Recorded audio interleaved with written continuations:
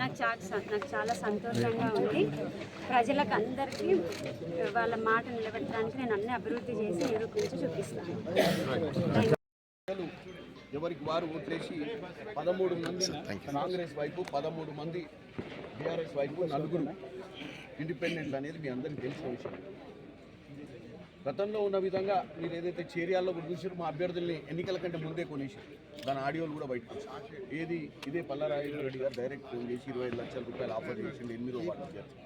అదేవిధంగా జనగాంలో కూడా 13 ఇచ్చిన తర్వాత టై అయిన తర్వాత కూడా నిన్న మేము వాస్తవంగా ఒక పార్లమెంట్ సభ్యుగా నేను ఆపడానికి ప్రయత్నం చేయడానికి కారణం ఏంటంటే ఈ టై అయినాక కూడా దాంట్లో ఒక సభ్యుల్ని నిన్న వాళ్ళ కుటుంబ సభ్యుల్ని ఏదో ఎక్కడో కూర్చోబెట్టి చర్చలు చేస్తూ ఇక్కడ ఎన్నిక మీద ఇన్ఫ్లుయెన్స్ చేయాలని చూస్తే ప్రజాస్వామ్యం కూని అయిద్దని చెప్పి నేను నా స్థాయికి నేను నిన్న వీలైనంత వరకు ప్రయత్నం చేసినాం. ఈరోజు వాస్తవంగా అభ్యర్థి కూడా కాంగ్రెస్ అభ్యర్థే కాబట్టి ఈరోజు మా వైపు మా పూరమే మాకు ఇలా వాస్తవంగా మీరు అందరూ చూసారు.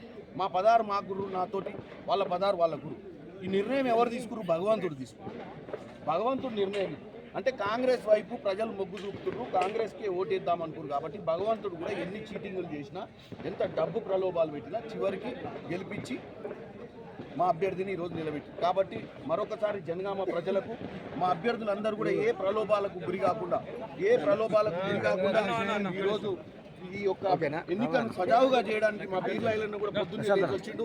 అందరూ కూడా ఈరోజు అభ్యర్థులతో మాట్లాడుకున్నాం. ఈరోజు మా ప్రశాంత్ కూడా చాలా కష్టపడ్డాడు చాలా రోజుల నుంచి.